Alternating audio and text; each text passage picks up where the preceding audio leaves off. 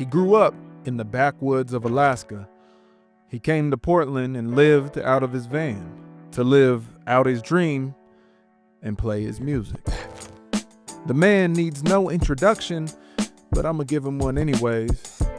John Gourley is the lead singer and guitarist of Grammy Award-winning band Portugal the Man. He pulled up to North Portland in a 3/4 pants sweatsuit with Burberry tights underneath and the state of Alaska snapback and some shades. And we talked, and we laughed, and he played his music. I hope you all enjoy this episode of B-Scar TV with our very special guest, John Gourley. How did you do when you were a kid? Were you blasting the music? Yeah, I would say we listened. Well, I don't know. We grew up in the woods, man. Like we listened to a lot of music, but it was in a truck, with my parents. Like it's like oldies radio. That's like all I heard growing up. It was like Motown and Elvis and Roy Orbison. Like you have like that. A real appreciation for quality music. Yeah.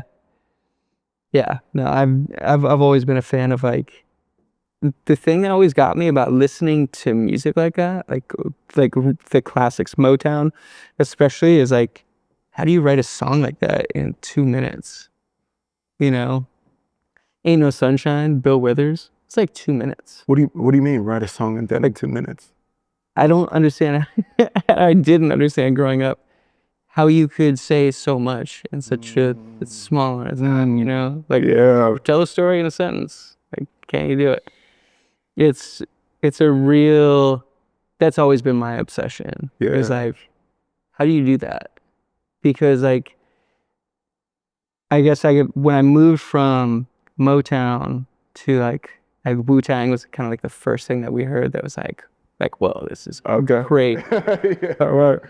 And I remember hearing that for the first time and thinking like, there was something so familiar about it because their sample pool was of this era that was like, there's only a handful of mics during that era that they're sampling. So they're sampling like all this like soul and like R&B and this music that I may not have known what the sample was, but I knew the sound of it. And then on top of it, it was just like a bunch of friends saying whatever they wanted to say. Oh yeah. And like that art form to me was really like a really exciting break from like perfectly structured, perfectly written melody to like rhythmic melody and double meaning and just the depth of the lyricism. Yeah. It's interesting when we talk about like the oldies, like the Bill Withers, he's ain't no sunshine when she's gone. Yeah. And packing so much meaning and substance into as few words as possible that's really an art form. Like that's poetry, right? Yeah, that's a crazy art. I mean, I've always found that really impressive. I've found both sides of it. Like, say everything you want to say. Like, what do you have to say? Like, do it all. Yeah. And like, fit it all in. Like, that's equally exciting to me. Yeah. I mean, I always thought of like, rap to me growing up was like punk. Like, I listened to like Minor Threat, and I mean, we're like metal kids too, so we listened to like Pantera. And then rap to me was just like, it's just metal and hardcore and punk. Yeah. Like it really is just like total free form, political, like powerful. It's everything. Yeah. And you grew up in Alaska. Yeah. Right? Yeah. So what was hearing that music that's coming from like the inner cities of LA and New York and like hearing that growing up in Alaska? I thought about it all the time growing up because like we would hear Motown and things like this. My dad brought the weirdest thing with us as we like traveled around. My parents were dog sled mushers, so they ran the Iditarod. They're like sled dog races. Damn. Like 1,000 miles on sled dog. Yeah, so we had dogs, no neighbors, nothing. But he always brought this encyclopedia set with us everywhere we went. And I remember like flipping through these things, like there's like a music section, and just kind of thinking about like wow, this is so crazy. This music that's being made in London and in New York and LA, like in Nashville and all these different places is ending up here in the woods. There's something really cool about that. Like I would look up and we got known light pollution. I'm just like looking at stars and listening to, the Supremes and thinking about what it would be like to be in those places, having never been. Right. It was kind of like a view into it. Yeah. You almost feel like you know it because you're like, Yeah. like, oh, I like to hear what they're going through. Huh. Yeah, that's a surreal experience, like almost magical, right? Where you're there with you, or you're there with the musicians whose music that you're hearing. Yeah. Especially as you like process that, like as a kid too, where like, I mean that it's big. I remember when I was kid, I don't know why this is reminding me of this story, but I used to have, or a friend had one of those like little like interactive books where it came with a stylus, and if like you pressed on it, it would like say something, and it was like the country of the United States, right? And you like press on a state, and it would say, "This is Oregon, population so and so million." And I remember as a kid being so awestruck that I was one of the million, and it was like. And I don't know why your story of like being in Alaska, hearing that music reminded me of my childhood of just like pressing, the whole country and like hearing the population and thinking like, damn, I'm one of those. Yeah, all just little kids going like, oh my God, there's more outside of my house. Yeah. Just realizing that. Yeah, for sure.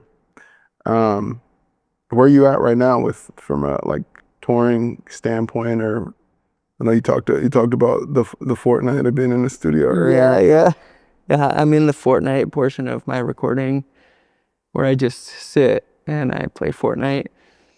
We're kind of wrapping it up right now. Yeah. And we're in like the lyric writing process, which for every artist is like, not every artist. I mean, I've worked with Black Thought. Like I see how easily lyrics come to him. It's like pulling teeth. Like this portion of it, because you have, talking about Motown, like you have like this limited amount of words you can fit in, and like how do you tell that story, and like how do you say something, and how do you like get everything out within that. So it's that part of the process for me. Like we've recorded a ton of music. We can always do that really quickly. It's just trying to lock in or kind of feel whatever I'm feeling right now. I gotta be honest, like if it feels like things just move differently over the last like 10 years, like with social media, the way everything works, like it just seems like all of your emotions change from like week to week, like everything you're taking in so much information. Yeah. So it's Fortnite for me is turning it off. And it's going like, what am I thinking about? I'm just gonna play for a minute and like gather my thoughts, because we have a lot going on in our lives. Like we have a 13-year-old daughter now, which is so nuts to me. Looking over, I mean, I drive her to school every day, and every single morning I look over and go, how are you so big? You go, what? Where did you come from? Looking grown now, huh? Like, you're as big as your mom. Crazy. Yeah, and she's really funny. And I mean, I'm gonna be very real. Like, she loves kids movie soundtracks. So she loves like Disney soundtracks. Yeah. I seriously, like, I drive her to school. I sing along with all of these songs. Lin-Manuel Miranda, I like all of it. Every lyric. I get to school and I drop her off, and I leave, and I'm going, what does music sound like? I don't even know anymore. Like it's all just like these kids movie soundtracks. So I'm like trying to break a little bit of that cycle too. because I love it. I gotta be honest. Like I love singing the songs with her. Yeah. It's the most fun. And I love the joy that you see in kids when they hear songs like that, which for us was we had a song get really big, and I had never experienced that. Like we've had kids at shows and things, but we had a song go like pop, and man, when I started seeing like Instagrams and like people posting like their kids like dancing to that song, Yeah. that feeling of like, yeah, I was that kid. Hmm. And like how cool to be just a little piece of like that kid's experience, like getting to know music. Yeah. So yeah, I think about that as I sing along with the Coco soundtrack. I was gonna ask you, do you have a favorite? The Coco soundtrack is pretty sick. Okay. Yeah, that's really good. Yeah. I just love all of it. I'm a nerd, man. Like I like movies and I like music, and it's so fun that when I hear these, like I think about Lion King and Aladdin and like Oh man. all these songs, and like oh yeah, Elton John wrote some of those songs. Right. Yeah, like those are some of the greats. Oh, you know what soundtrack I dug into recently? What's that? Remember the Titans. Really? Oh, incredible soundtrack. All right, so I'm gonna have to pull this up. Yeah. And it's I think because it was just such a like pivotal movie for me that like I can hear a song and like visualize the scene where that song starts. And they're just classics. Like I don't know how many of the songs were actually made for the movie in the same way that like on a like kids movie soundtrack, they're, you know, the songs for Coco were made for the movie. Remember the Titans, I feel like there was like just some picking out of like classics and putting it all together in a soundtrack. But it also made me start to think about the art of like choosing a song for a scene. Like what is the best scene for when Herman Boone takes all of his team out for a 5 a.m. run? Like what is the best song to pull from that? I think is an art form in itself. It absolutely is. You know, with all of that stuff, it is such a skill, and to be able to get the song too. I mean, to break it down for people, like you don't always get the song that you looked for. You know, like they could hit me up and be like, "Hey, we have $2,000 or whatever for this song," or you're like, "It's not enough." Yeah. And you wouldn't hit me up; you'd hit my publisher, Yeah. and I probably wouldn't even hear about it. It's interesting you being on the other side of like fielding those requests. Yeah, no, I wouldn't even know. Like Yeah. my publisher would get it. I've definitely had situations like that where you're like, "Oh, I tried to get you a song for this thing," and like I wouldn't hear. No. Yeah. Because the publisher would say no. Right. So it's like having that relationship, knowing what songs you want to pick. That's why people like Tarantino to me are so, and Paul Thomas Anderson and Sofia Coppola, like they're these really great directors that understand the value and the impact of that soundtrack. And Disney too, like they absolutely put the effort into those soundtracks, especially writing those originals, and it takes a lot of energy Yeah. to do that. Tarantino is the one that like first one that comes to mind, because that was a movie. I mean, I was definitely too young to watch Pulp Fiction when it came out. Yeah. But my dad had seen it when he was working, like because he would go away for work, and he came back home and he said, "I really think you should watch this movie." And I'm like, kind of a little kid. And I remember watching it and hearing a lot of the songs that I heard on oldies radio, seeing them put to scenes that, again, I shouldn't be watching, but the contrast, Yeah.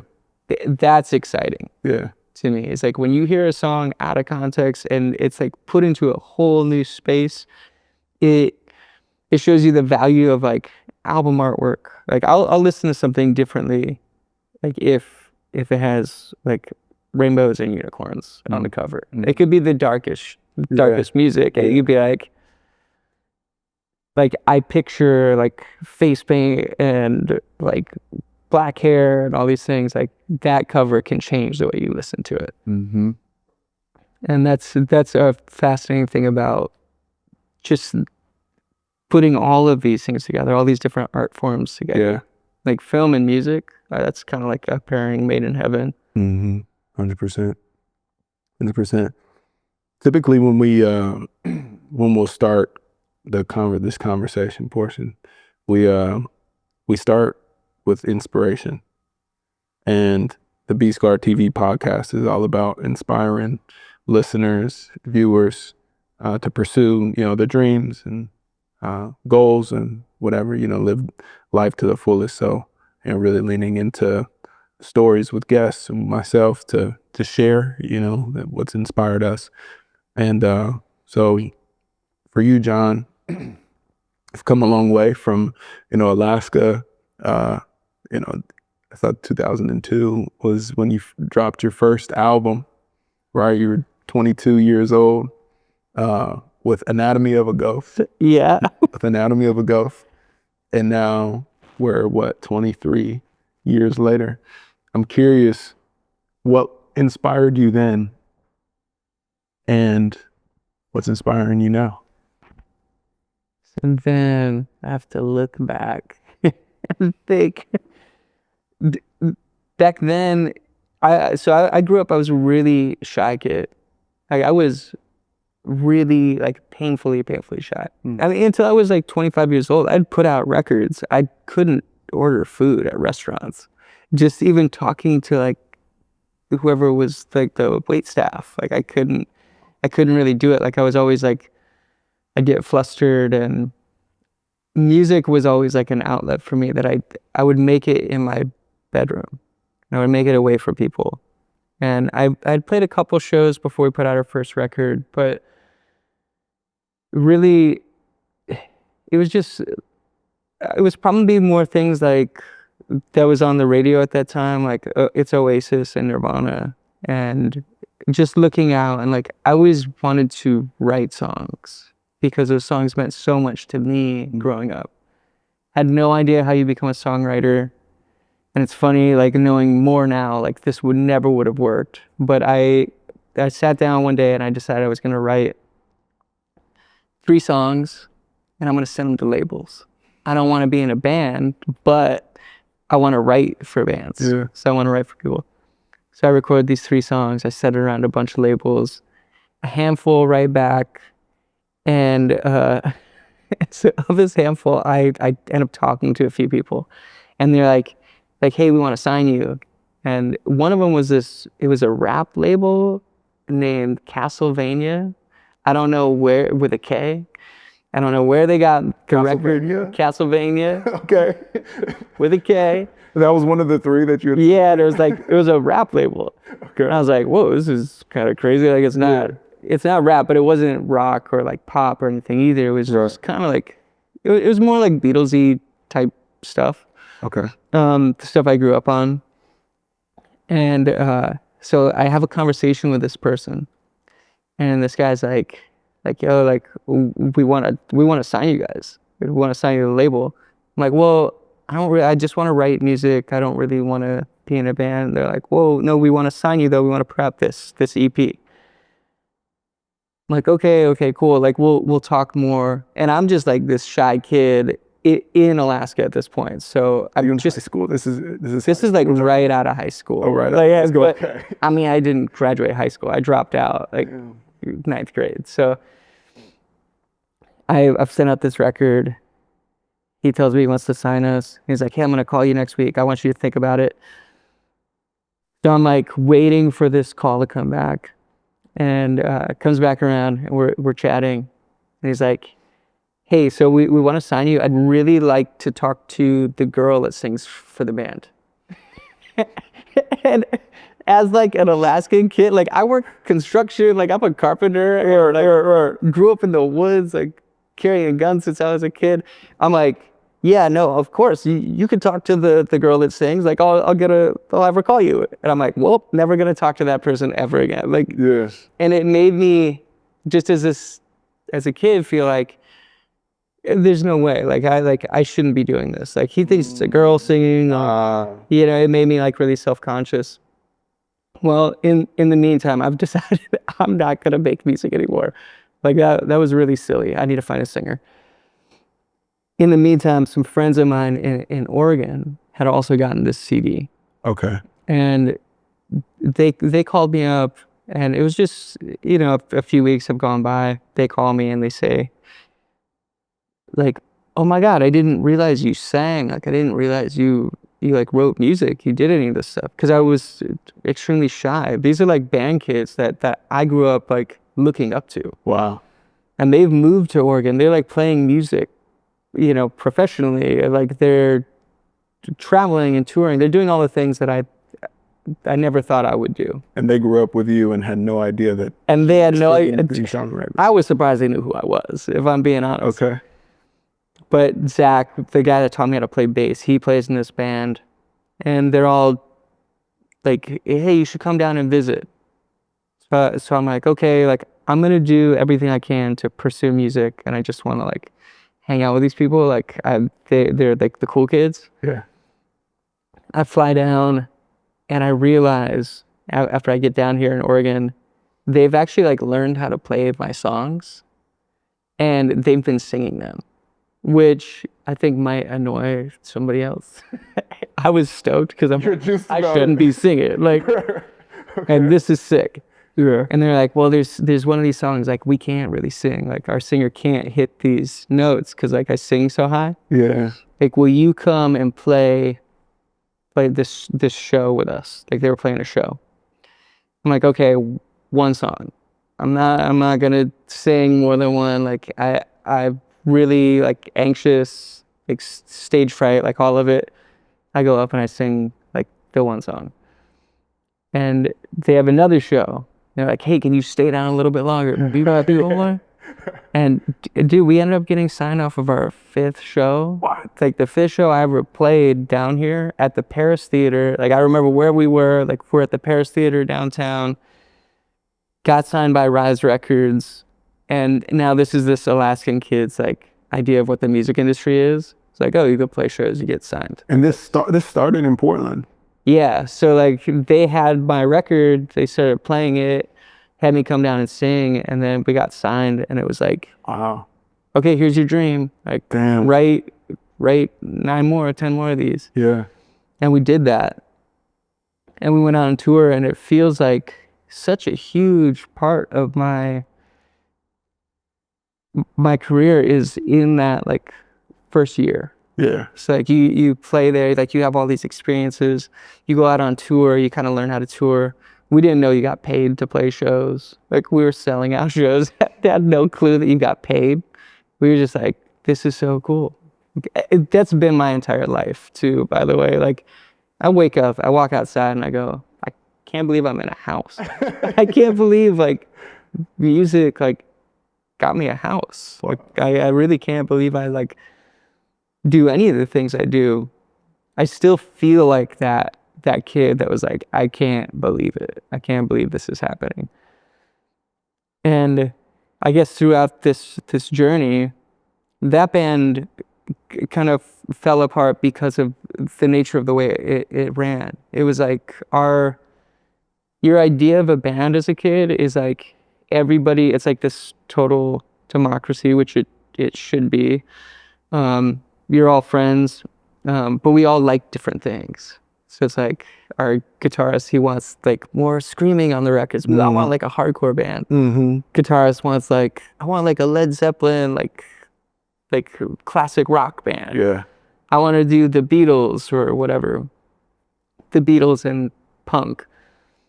And when that band broke up, I just kept going, and we just like rode through all of it.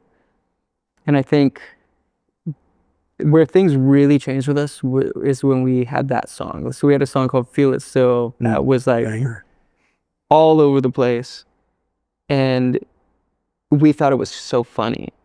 Like, because again, nerds, like we were just like, this is hilarious. Like this song is like competing with Demi Lovato and like everything else that's on pop radio. Like we went to #1 on pop. I mean, that does not happen for bands like us. Yeah. And I think in that, I noticed one thing that it made me feel a great deal of empathy for people. Like I think we all kind of look out and we see like celebrity as this like, you asked for it, like you think these people get up and they do interviews and they're on TV, they're on morning shows, and they do this stuff all day every day when they're promoting movies. Like I got a little taste of that, and really like I think it was the hardest I've ever worked in my life. Yeah. I mean, we did 58 days straight of, we would do a show in the night, but we would wake up and we'd be like, morning radio, like next radio station, meet and greet, interviews, sound check party. So like play for radio station winners before our set, then play for the other radio stations winners, because we're on pop and alternative. So it's like, you're not just doing like one, like you're doing all of it.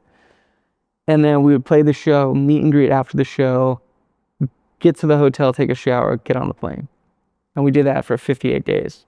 And man, I appreciate our crew. Like if you've ever seen, like, that seems like a lot of hard work. What our crew was doing is like, they do all of that and they show up at the venue the next morning, the second we get in, and they're setting up the next show. Right. So they do all of that. But yeah, the last 2 shows, like, and I'm not ashamed to admit it. Like we played our last 2 shows in Alaska. All my family's there, all my friends. We go 2 shows in a row at the Alaska Airlines Center. And the second show, it was literally the second we took that picture, like end of tour picture, everybody thumbs up. We're all like, yeah, we did it. They took the picture and I just started crying. Damn. And I was like, I couldn't stop. I went to the bathroom. I just like cried all night long. And I realized that this like shy Alaskan kid just had to like smile for the camera, like play this like weird character that I've never been. So it was honestly like really intense. It's cool. Like, I mean, it's a really cool experience to do all of those things. But yeah, for like a nerdy kid, it was like an extreme amount of like emotional energy to be out there doing all of that. Yeah. I mean, it's fascinating to do something just out of the passion and the love of it, right? Like making music in your room, you know, and just saying like, I want to be a songwriter. I'm not even really trying to be in a band, but then one thing just kind of leading to the next, and then you look up and being like finishing a big tour. I mean, I can understand how that's emotional. Yeah, it definitely was. I mean, we had done so much of it. It just makes me think about like, I've never been an actor or ever wanted to be an actor. Yeah. I'm not good at it. And I think it's really good to be self-aware and know that like you shouldn't be acting. But that was the only time I felt like that. Like those 2 months, I was like acting every day. Right. Like, oh, are you like sore today? Nope. Are you sad today? Nope. Yeah. Like none of it. Right. You're just like always waking up and like always going and always doing. And I'm extremely grateful that like I did it and like pushed through all of it. But I would say it definitely changed motivation and like inspiration. Yeah. In doing that, because my goal was always to like do something different, and that's something like for people that don't know our music, like if you go back, like our first record, I'm learning how to play guitar, and I'm like idea dumping. So there's like tempo changes, and it's like punk and like all over the place. We go out and we play it for a year, and I'm like, okay, I learned that like the bluesier, like heavier stuff was really fun for us to play. The tempo shifts not as much. Yeah. So there's like a little bit less of that and more like blues rock guitar. third record, I learned how to play chords. So like I was like, I learned how to play a 7 chord. And to this day, it's like the only like complex chord that I really know. So you're learning Yeah, as you're dropping albums. As we're going. Wow. Yeah, that was like the first time I played guitar and sang. Because you said Zach is the one that taught he taught me how to play bass. Wow. Yeah, he did. So inspiration along the way, like it should always change. Like it should always be like, should always be inspired by what's around you. Right. And for me, like it became more about like, I think writing at the beginning of our career is more like, check out all these ideas I have. And then like as it goes, it's like, let me focus all those. Let me see what the essence of this is. And that's why we have like a 2.5 minute hit song. Because I was like, maybe I can distill this down to like saying one thing about my daughter, about the world we live in. I mean, that song is like political and you don't even see it on its face. And that's all listening to Wu-Tang and rap. It's like, how much meaning can I fit into this? And from that point, it becomes like, okay, well, I've distilled it down. Kind of the most fun is like the idea dump. Like that's the thing that's like, who cares? We just shove it all together and see what works. I've watched Tyler, the creator, do that for his entire career. And it's a pretty fun method. Yeah. It also keeps the audience on their toes, right? Yeah. Like you're constantly reinventing, and maybe it's not even like for just the purpose of reinvention. It's just because your ideas are taking you down another rabbit hole. Embrace the ADHD. I mean, I think it's interesting to finding the balance between the idea dump and like being everywhere and being able to like harness that energy and put it into a 2.5 minute song, or even when like you're writing, to take it from a page down to a paragraph, right? Like all these different ideas and everything that I want to express, and doing it with less. Yeah. I mean, that's all music today to me too. Like when I look out, like this is also just like as art progresses, like it finds these different places that it grabs onto. And I've loved watching music progress through like feature culture creates this like, people are more like ready to hear like, you don't have to sing the same verse the second time. Yeah. Like features have made it to where like, I'm so used to hearing somebody else jump in on a second verse that like, I don't need the same cadence. I don't need the same rhythm. I don't need the same delivery. I can hear anything.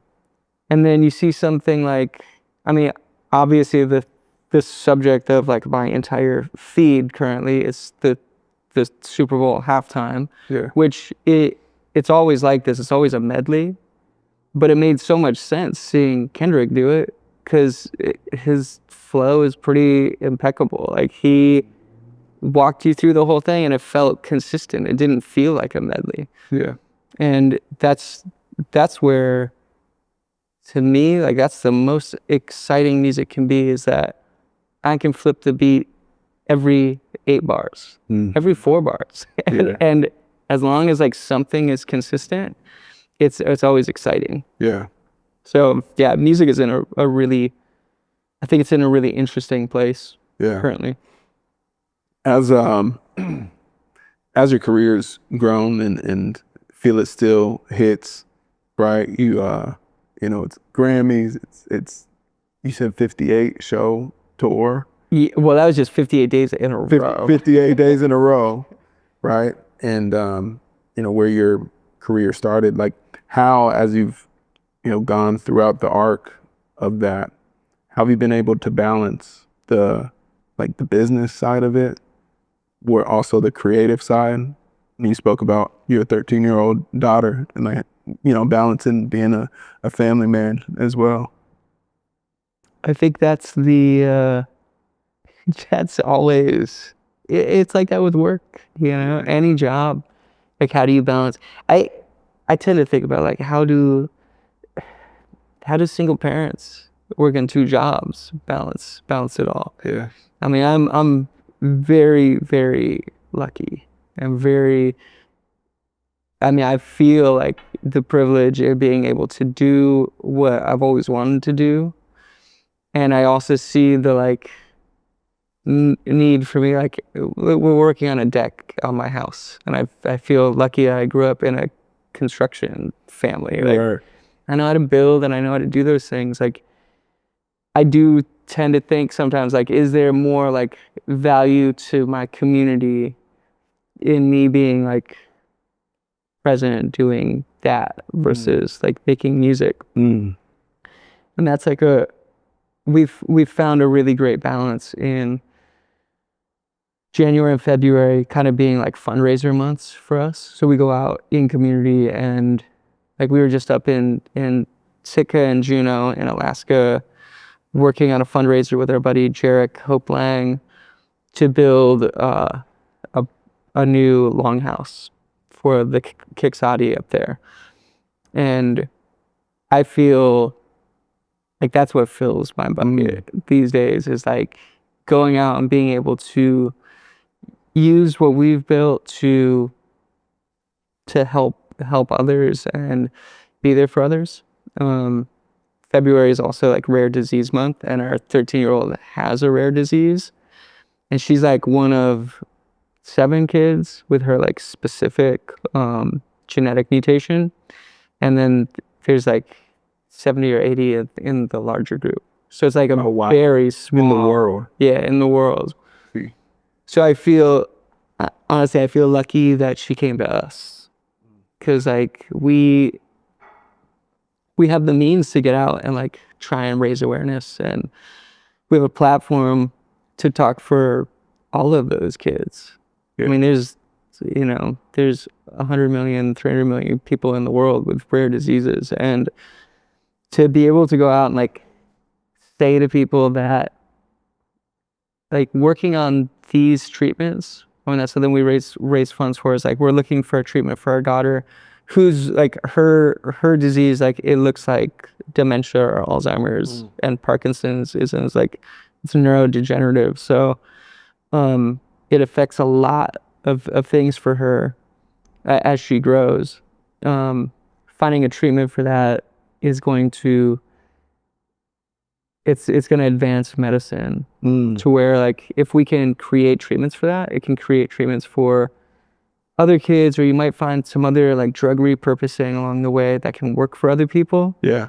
And then this stuff, insurance companies should be able to pay for it after the treatments are created. Right. It's kind of like the hardest thing to explain to people is like insurance doesn't pay for creation of something. It pays for something that exists. That's privately funded. Yeah. The creation of the drug to the treatment.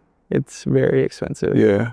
Yeah, I remember sitting in the doctor's office and being like, okay, well, we'll sell the house, we'll sell the car. And she's like, it's not that. Oh, like, it's not like a house. Right, Yeah. right. When you're going out to fundraise, do you have a nonprofit that you are able to like allocate funds for what you're doing up in Alaska, what you're doing for your daughter and her treatment? Yeah, we have, we have francischangemylife.com is where you go to like see what's happening with our daughter.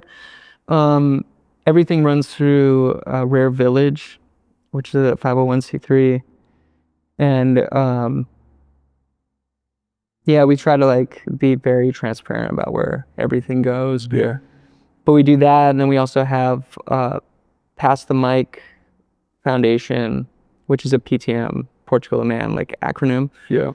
Where we work with indigenous community, and we give like unrestricted grant funding to representatives in each place we travel through. So we've done this in Brazil, we've done it in like Mapuche and like Argentina. Oh, that's dope. We've done some like really cool ones, and we do like land acknowledgement, which is like it's like a really basic, like it's entry level for people towards like doing greater good for community.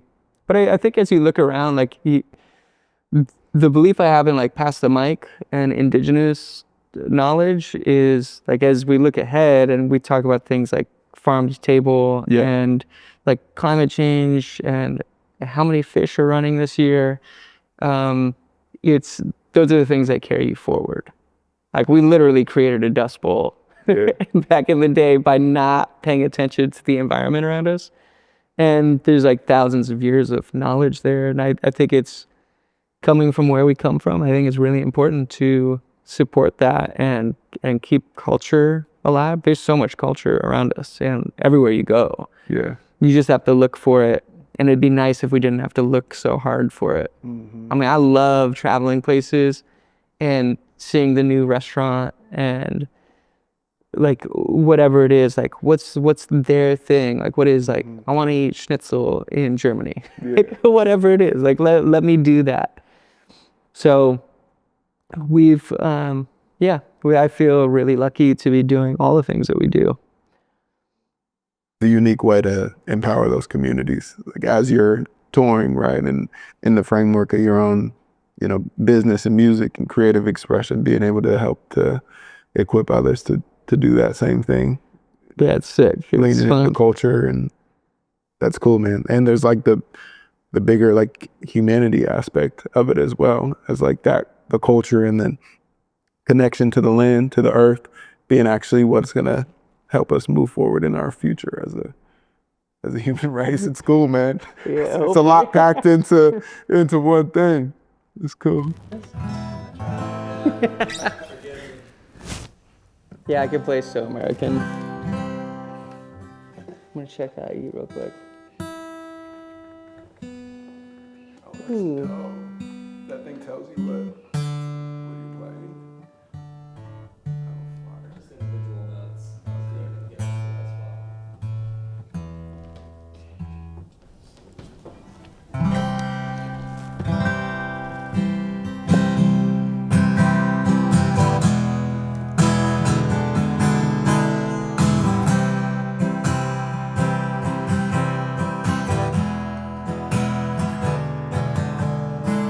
Pain was the color to paint on you.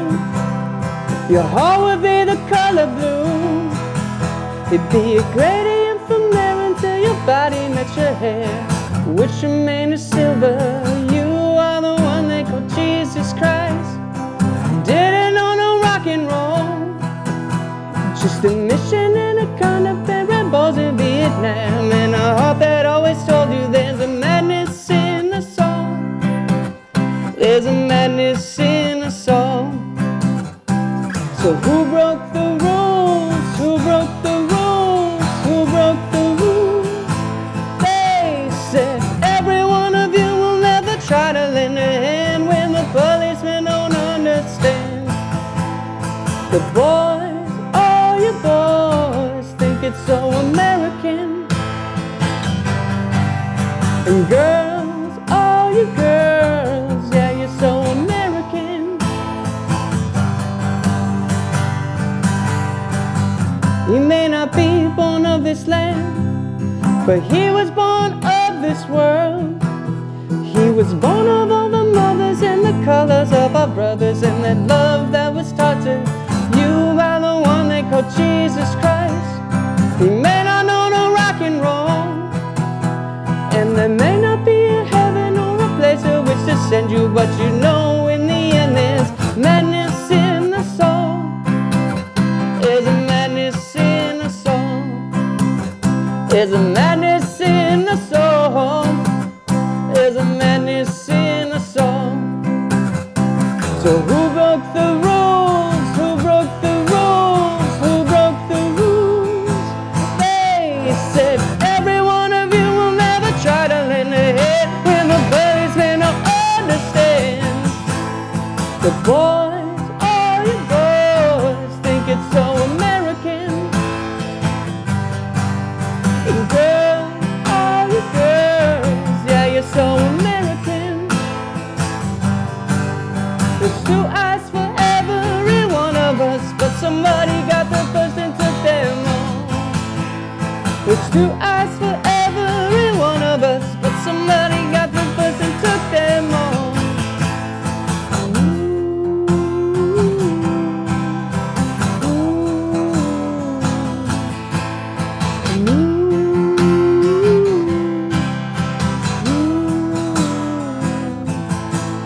And man,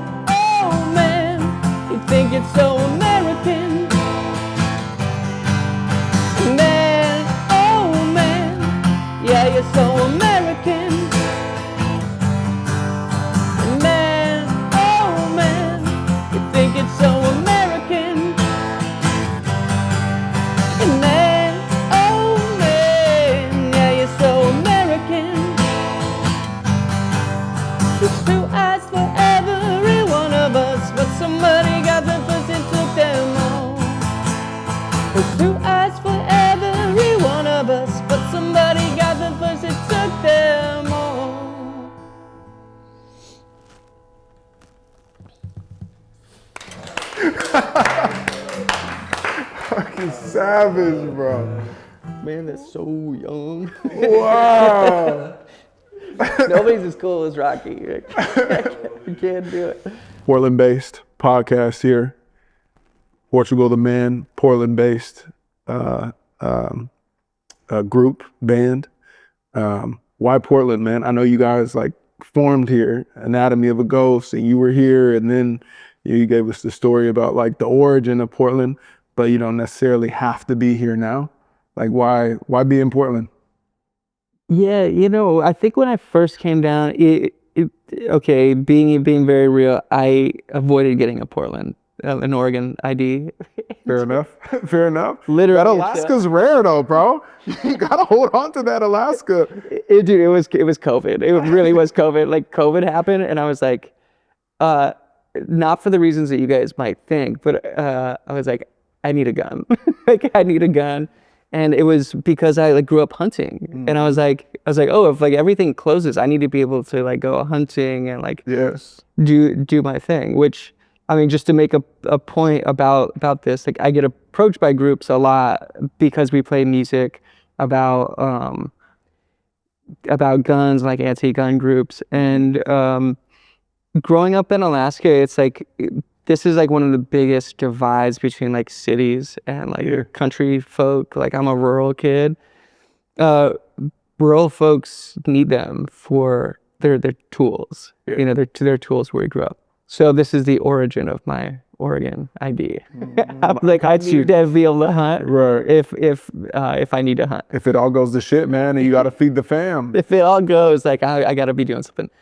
So I recently got the ID, but it was honestly like being down here, I didn't have a house. Like we were essentially houseless for the first 5 years. But we were touring nonstop. So we played 300 shows a year the first 2 years. So we played 600 shows those first 2 years. Over 250 the next 2 years. Like we You're toured constantly on the road. nonstop. That's like all we did, and it's because we're psyched. Like I can't believe we're playing music. I can't believe people want me to come. They gave me pizza last night. This is huge. right. So we got paid in pizza. Yeah. I would come back to Portland, and that would be in between tours. I would sleep in the van typically, and everybody would like stay at friends' houses.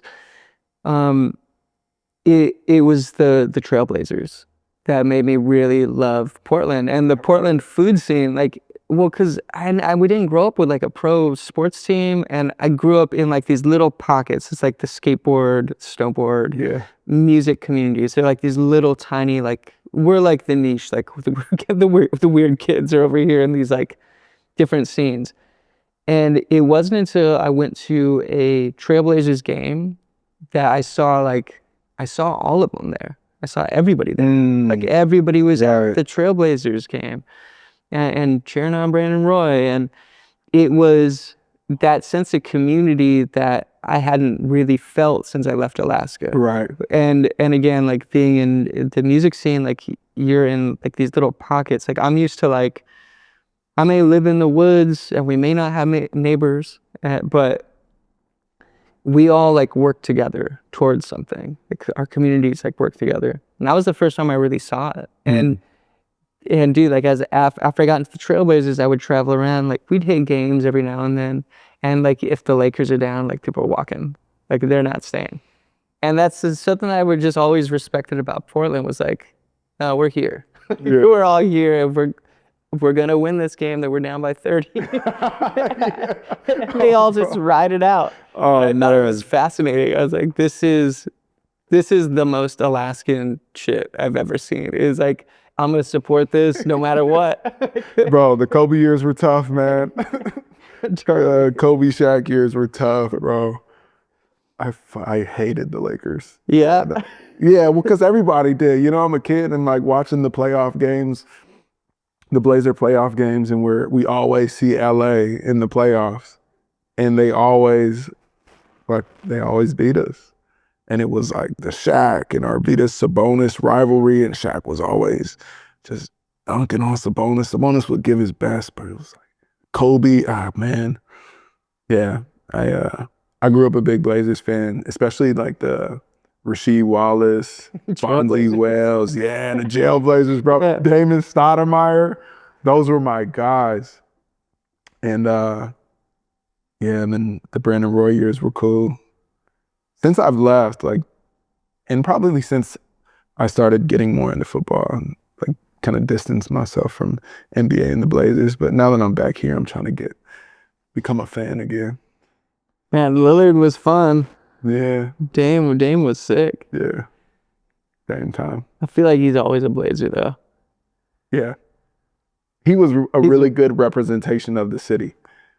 Like he wasn't like, or he isn't, doesn't seem like he's a big, like, you know, I got to be a star in this big market. Like I need a lot of attention. I feel like that's kind of the hang up for a lot of NBA stars with Portland. But Dame was very much like, I'm not here to do a lot of talking. I'm here to do the work, you know. I'm also do my music. And there was like this creative support, it seemed like maybe he got from Portland, and then also being from the Bay too. That's why I went to school down in the Bay, because I just felt like there was a piece of home. It was like far enough from Portland and from like the rain up here, but it still felt like home. Yeah, it's insane. I guess that's how I ended up here. It was Alaska. It was that community, and I mean, again, like Seattle is not affordable for me as like a homeless kid. So, I can make my $150 rent, like my portion of the rent in Portland at that time. Bro, thugging it out in the van. Yeah. Just sleeping in the van. That was nothing, dude. Like I was just talking about this with somebody, like the beginning of this band, I don't think we would have survived if we weren't all Alaskans. Like the whole band, when we started, it was all Alaskans. Right. And there was one time, and it's just so funny to think about the stuff that we did and just didn't think anything of it because we're like 21, 22. We were traveling, no cell phone. We have shows in Florida. A hurricane goes through on our way to Florida, and we have no way to contact them. So we like drive down to go to the venue. Everything's shut. Like so, 3 of our shows are canceled, 3 in a row. And we get down there, and we're like, oh my God, it's hot as hell. We are broke. One of the shows pops up again. So it's like, but it's like 3 days later. Right. So it's like, okay, you guys can play this coffee shop in 3 days. But we basically have to sit in like outside of Tallahassee. So we're like outside there. And we ended up, because it was so hot, we couldn't afford a hotel room. We slept on the ground outside in a parking lot. And we're all stoked because we're just like, again, Alaskan kids were like, there's like frogs hopping all over the place because the hurricane has just come through, these giant bugs. And it, again, just too hot in the van. It was hot out on that concrete. Slept on the concrete. Yeah, we slept on the concrete. No blankets because like, dude, it was just too hot. So what part of the year was this? When's hurricane season? Like whatever hurricane season was. Yeah, I got you. Yeah, it must have been end of summer. Hot in Florida, man. It's hot in Florida, so it's just always muggy and like that sun is unforgiving. It can be nasty. Yeah, our Miami training camps starting in July. There was not a lot of indoor practices out there in pads, helmet. Dude, I cannot imagine getting after it. 2.5 hour practices. How would you keep weight on? It was tough. At least, I mean, it was tough for some guys. For me, like, I struggled to keep weight off, I guess. Like, I just naturally, like, I could eat and just gain weight pretty easily. So it wasn't ever really a struggle for me. But some guys, like the linemen who needed to stay at 315 or 320 and would come out of practice and like have lost 12 pounds from the time they weigh in before practice to weigh out. Like in the course of 2.5 hours, maybe 12, 15 pounds in straight water weight, and guys just like drenched.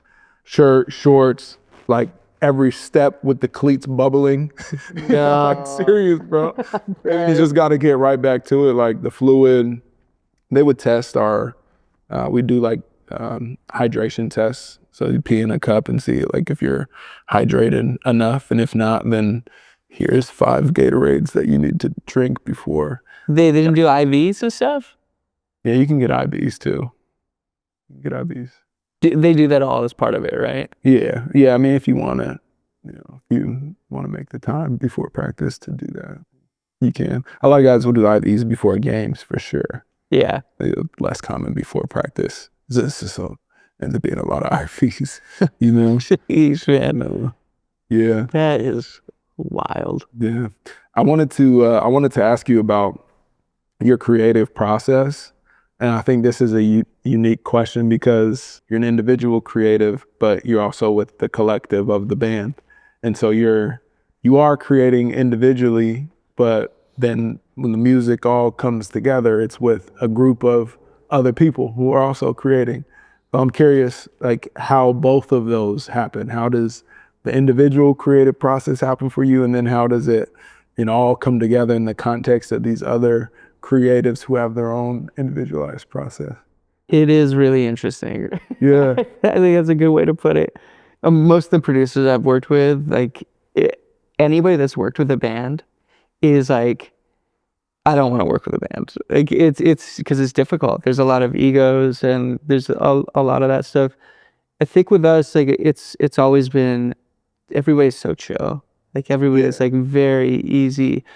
So the way it historically worked with the band is like, I'll lay down how the shape of the song, and then I'll sing something and put a guide on it and build out as much as I can before it hits like the wall of like here. So it's essentially like, here's everything that I've done. Like, here's the bass, like play it the way you would play it. So that's the shape. Yeah, shape so is like the sounds of the song. Yeah, so like I'll do the arrangement and like kind of structure it out. Yeah. And I will say like it's not a normal process for a lot of bands. Okay. Some bands are just different. Some bands like all go into the studio together and play together. But I think like it's Wu-Tang for me. Like I like the RZA role. Like I like the role of like, I want to find the beat, find the sample, find the thing that makes the song work, find the form of it, and essentially act as like an art director. Okay, or creative director. I mean, that's a lot of those like, it's really fun when everything clicks. And we've had songs where like it has clicked. We have a song called So Young where like the whole band, like we all went in, Danger Mouse is there, and he's like, yo, why don't you guys all go in and play? And we went in and played, and that's the song that came out. Like we just sat down, we were just like jamming. And Kyle did this really amazing, like on the Mellotron, he did this like swooping, like it has this pitch knob on the Mellotron. And he just did this like really quick swoop on it. And it just really brought the song to life. And then A$AP Rocky came in and did like all these like ad libs on it because we were all just working in the studio at the same time. And Rocky's like, oh, like I'll jump on that. And he came in and he did all these like, a lot of people don't know it's Rocky on the track because like it's not a feature. So it's okay because like it's not enough to be a feature. He's hitting some ad libs. So he's just doing ad libs. And it's so good. I actually got hit afterwards, and he was like, yo, why didn't you credit me on that? I was like, it's not a feature. Like it's just not. Yeah. It's sick, but it wasn't a feature. And honestly, I think what he did brought that song this whole different feel. I mean, if you listen to it again, like afterwards, like knowing it's Rocky doing like this like pitched like so young, like he just like, man, it's so young. You can hear it now. Wow. Like it's him in there. It's a beautiful song, man. Yeah, no, I really love that song. I really love the way it came together. And that's one of those like, that's a song that is a band walking into a studio and playing. This is what comes out. And there was no shape or even idea like going into that song. Did you already have the lyrics?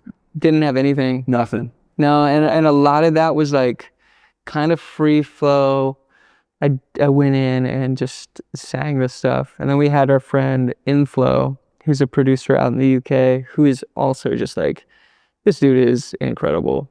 I actually can't believe we had Flo in the studio with us for like 2 weeks, just doing ad libs, like singing on stuff. And again, just like Rocky too, like everybody's so like chill. Like normally there's like, hey, like, do you want your like your percentage or like publishing on this or whatever?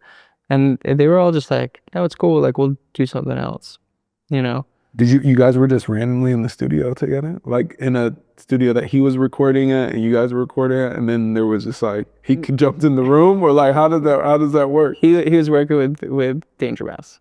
Okay. So like we were both in the studio at the same time. I will tell you about like when I met Rocky, like I have to say like I think I'm in love. Like I think I love that guy. So I got hit up. It was like middle of the night.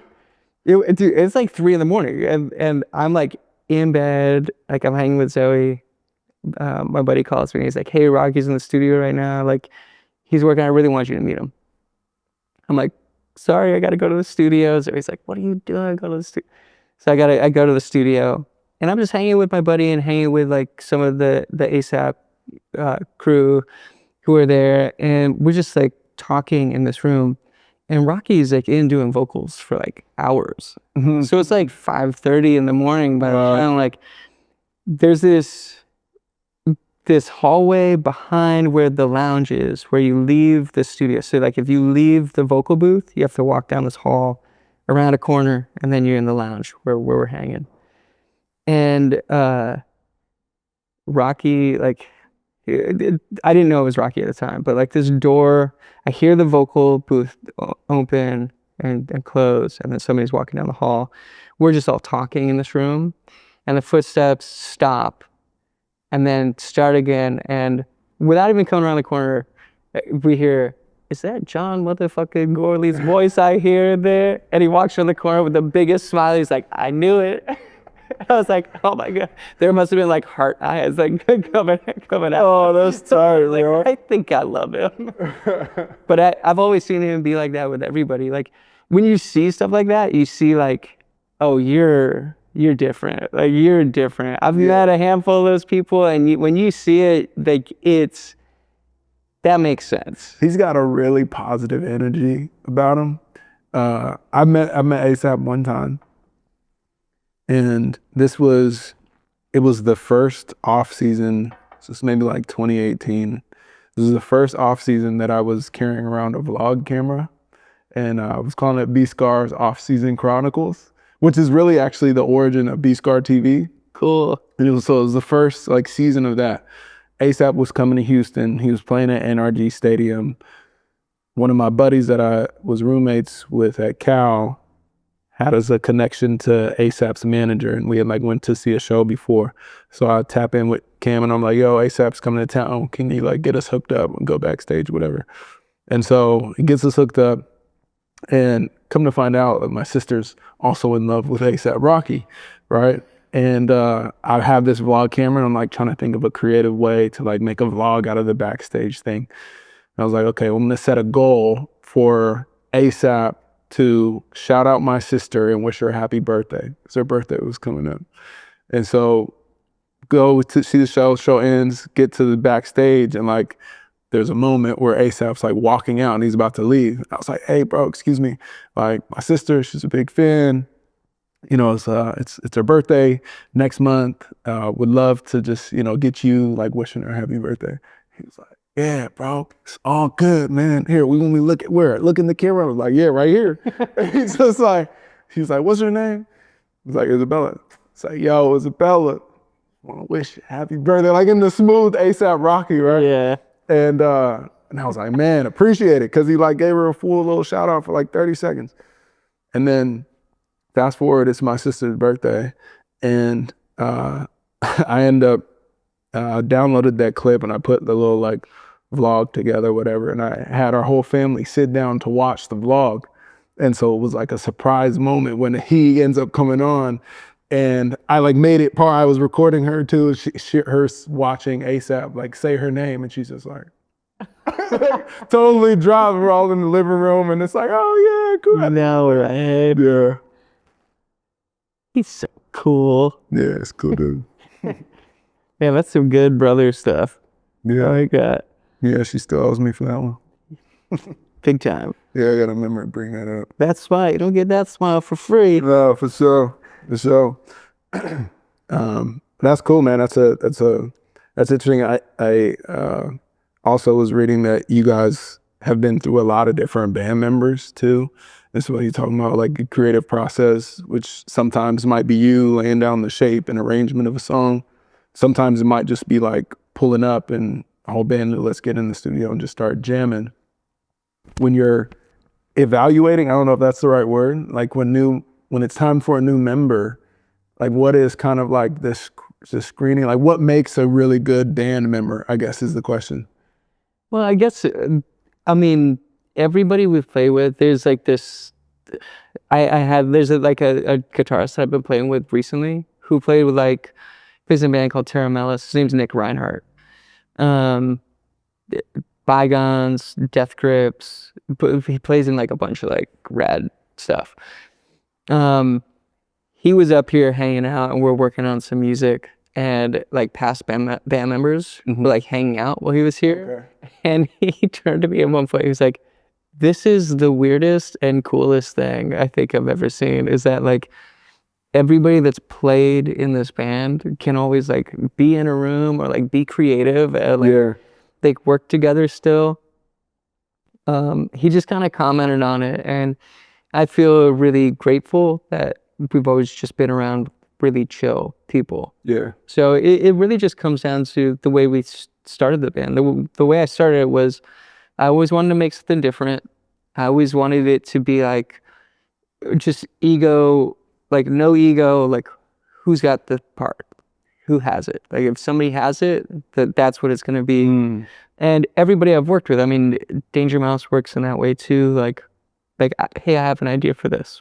Can I play something? Cool. Can I beat it? Maybe not. You know, if Brian plays something that's sick, like you want it to be on the record, and you don't ever want like a keyboard player and who's going to be like upset that Brian played that part. So it's just always kind of been the way we've worked. There's never really been like, I think Zach was the most consistent, our bass player. Yeah. So he played with me the longest, but the band was originally started by a guy named Wes Hubbard, who goes by Wooden Cyclops. He's like a really rad artist. He's out here. He actually developed we had this mascot for the last record called Tank Dog. It's like this pink like dog character. Was that on the top of the car in the music video? No, not on that one. That's in Live in the Mode. That's the skateboarder. Okay. But we have it's in a music video for Dummy. But yeah, there's just been different iterations of the band, and it just always goes with whatever the vibe is. And if like everybody can tour and everybody's feeling it, then we do it. And I just feel really lucky that we've kind of like traveled through all of this stuff. Portugal the Man has never been like as far as I can tell anyway, like when people even hear the band, most people don't know the band. And when they do, I don't think they picture like a person. You know, it's kind of like this thing, like it's a Portugal the Man, like whatever, there's a mustache and there's some glasses or like whatever. And that's it. How'd you come up with the name? It was being in Alaska, so like on the globe, growing up in Alaska, Portugal to me was like always on the other side of the world. Like it was like, that's like, I was just always kind of like looking at that, like what's on the other side of the globe from us? And it just always felt like it was so far away. When I was making this band name, I spent a lot of time thinking about how my mom and dad ended up in Alaska. They're both upstate New York kids. So my dad moved up and he went straight to the mountains. Like he was a part of like the 60s Back to the Land movement, where they're going back, they're going to go out to Alaska and they're going to like live off the land and figure out where we come from as people. Mm. It's like that's some like hippie shit. Like they're going out to the woods. I always loved hearing the stories about him like running into bears out there and just the things he went through at like 19, 20 years old. Like he's out in the bush and he's just living. So I thought when I create this band, I wanted it to be a character that represented my dad's journey. So it's like this individual going out into the world to like find their path, which is essentially what we did. And I wanted to name it after a group of people. And just at the time, like a country seemed to make sense because it's a group of people. Like I wanted it to be like a solo project, but at the same time, I'm like, I don't ever want to be alone on stage because I have like crazy anxiety. Like I need people around me. Shy kid. Yeah, shy kid, indoor kid. I wasn't an indoor kid, but it gets it across.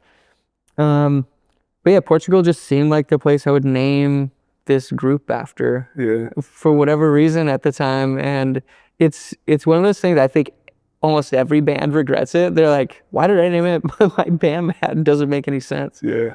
But yeah, it was just its distance from Alaska. Yeah. I was like, I'll never go that far. And I have. And never expected any of it. It's unique because it's like the group of people, but then it's the man. The man, yeah. I was like, I better make sure it's clear that it's like a person. Right. That's fire, man. Last question. What are you excited about now? What you got cooking up? Looking forward? I know it sounds like you're wrapping up a project, seeing the. Yeah, finishing an album and just making. I'm just like in the process of like making a bunch of music. Yeah. And the band currently is like, it's all people. It's so fun. Like it's like this group of people that I've played with in the past. I mean, we have like our drummer, Kane Rashat, is playing with us again. And he played with me on our album, Evil Friends. So like with Danger Mouse and everything, like he played through some really, really fun years with us. And he's just an incredibly talented drummer. Jason Seacrest is also playing drums from here in Portland. We have this bass player, Danny Bell, who I remember her coming to our shows when she was a little kid. Oh, wow. Like she was like 16, 17 going to our shows. And as we were like putting this together, I was like, I wonder what Danny's up to. She's also like a mom. She has a 2-year-old, and like her and Zoe are good friends, and like we should bring her into this crew. And then Nick, it's like a really fun. It's gonna be more of like a rock thing for this portion of it. Hell yeah! How big is how many members? There's like 5 right now. It'll be 5 and 6, and I'm just really excited to see what everybody does. We've been branching out. Like Portugal the Man has always been a collective, and it just we have like even like those past members. Like we have people who want to do like. I think Eric, we have a member who's a wheelchair user. Okay. And like him like doing speaking engagements with consultation for architectural schools is something that I really think would be like a massive thing for him and like the students and for people to learn going forward. I'd say like that's been a really massive learning curve for me because we didn't know if it was possible to tour. Right. As a wheelchair user. So like getting him on the bus, like he has this like kind of like huge amount of experience as a world traveler and like touring the world to share with people. And I've really enjoyed, and again, I'm incredibly grateful that I've gotten to share that journey with him and kind of see what access looks like in different places and create programs like the Night Out program where we get people with disability to our shows.